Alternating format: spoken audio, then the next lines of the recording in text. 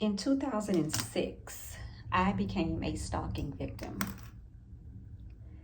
It was during that time I got on anxiety meds. I had to get on anxiety meds because the fear of stalking literally took me out of here. I also, during that time, because of stress, was diagnosed with lupus.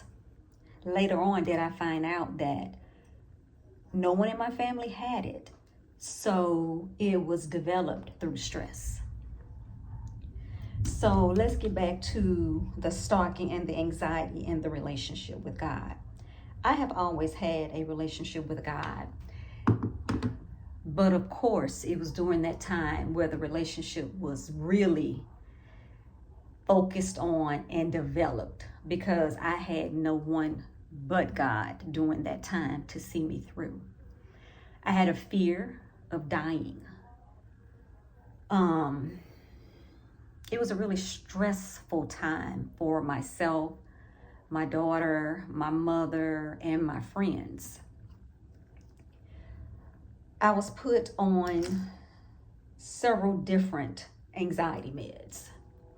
You know, life hit, and every time life would hit, court dates, my anxiety just rose. I was on Zoloft. I can't think of some of the names of them, but I swear it was several different ones that I tried. Some worked, some didn't. When I felt they were not working effectively, I would go back to the doctor to say, hey, this not working. Because the fear, the loss of breath, the clogging in your chest was just so severe. My relationship, I can remember with God when it became stronger, because like I said, during that time, all I could do was call on God. I can remember going to court one day, and the weight of the fear, of the anxiety of what was going to happen was just on my shoulders. I can remember driving, screaming, crying, telling the Lord, I can't do this. I'm scared for my life. I feel like I'm about to die because, it was just, let me just breathe.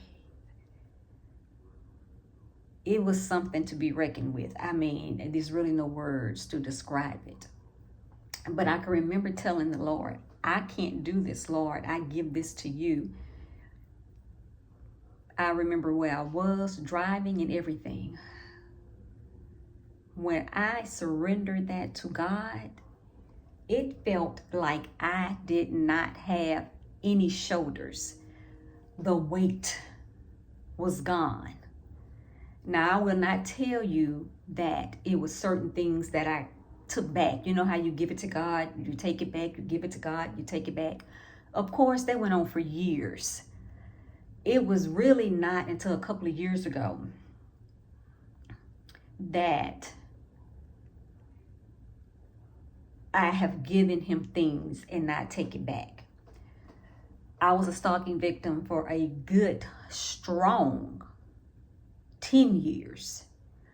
I had about 6 restraining orders. During that time, I had my friends, but my friends couldn't do nothing about anxiety. I can remember I was on my anxiety meds, and one of my friends said, you don't need that. All you need is Jesus. You need to read your Bible. You need to do this. You need to do that. And I was like, hey, I do that, but mind your business. I love you, but I'm going to do my meds and I'm going to do this Bible.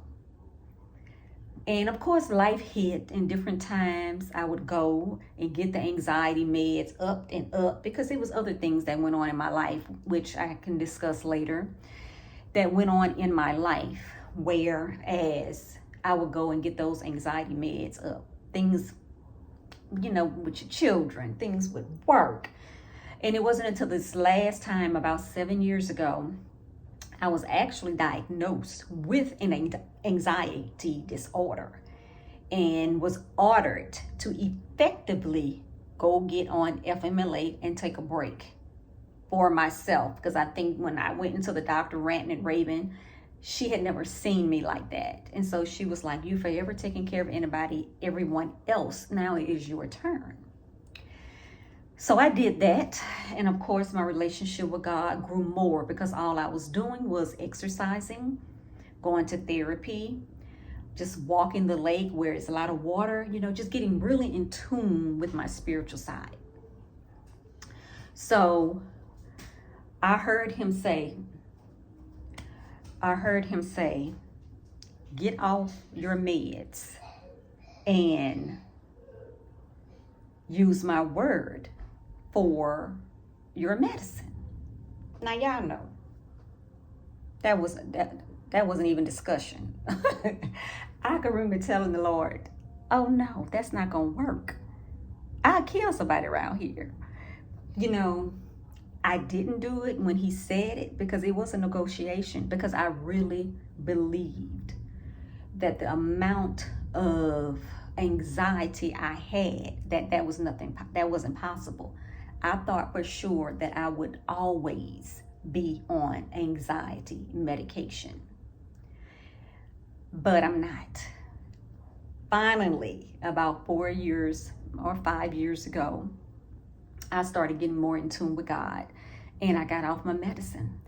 And when I get on here and I talk about Jesus this and Jesus that for every little thing, it is because he is keeping me without medicine, that his word is keeping me. His word is keeping that anxiety at bay, and it feels so good that I am not popping a pill for anxiety.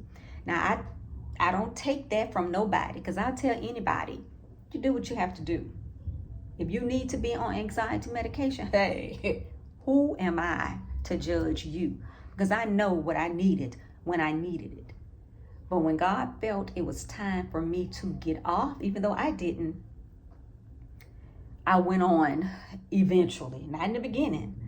And let me tell you, when I did get off, I was an emotional wreck, because I wasn't used to those natural emotions. I mean, I cried at the drop of it. Oh, it was a process. But when I tell you, I get on here and I say, Jesus this and Jesus that, and the things that he has done for me, or how I have to just do this hair. I'm like, Jesus, I need the energy. I don't have the strength or whatever. Is real. Because baby, he has kept me. He has shown me he is there. He has never left me. So when I encourage others to build that faith foundation, I strongly recommend that you build a faith foundation, because it is the most peaceful tool that you can have in your life to get you through anything. And again, I take medication from nobody, because I know what at the time I believed saved me during those most stressful times in my life. I am happy I'm off of it, to be honest with you.